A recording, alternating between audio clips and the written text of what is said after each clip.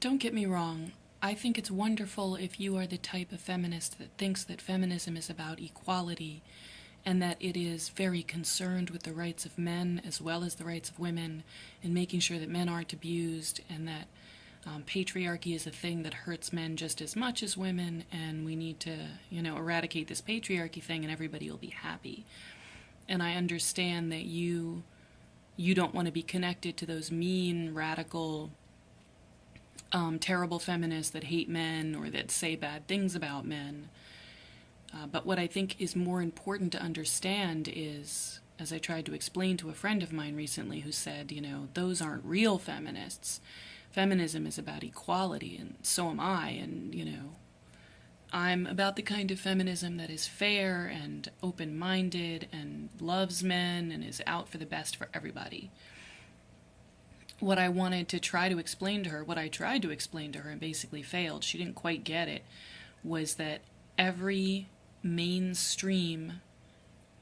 polite, sweet, kind, rational-seeming feminist has at the core of their beliefs basically the same ideas as a lot of these radical feminists. And the main thread, if you boil it all down to one basic concept, the main thread that runs through all of feminism, whether you want to admit it or not, it is repeatedly put out there over and over and over again by multiple news organizations, by multiple heads of feminist organizations, by, the National Organization of Women, by the he for she thing with Emma Watson, by Lacey Green, by Andrea Dworkin, by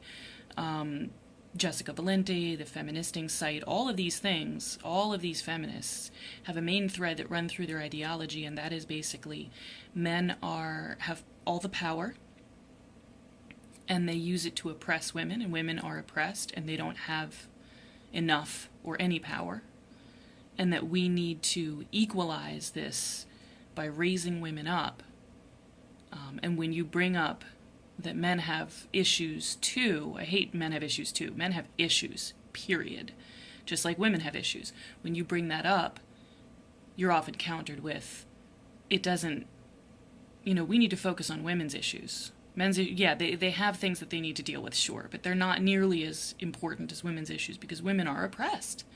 and men are privileged. And so saying that women are oppressed and men are privileged takes away the ability for most people to bring up serious problems with men, such as there are 77% of the murder rate, that there are 70+% of homeless and veterans, that there are 90-something% of wartime deaths, that they are 3 times more likely to commit suicide than women, that they're dropping out of school at much higher rates than women, that they will serve almost 3 times more time in prison for doing the same crime as a woman. So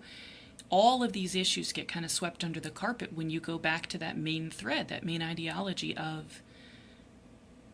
men are privileged and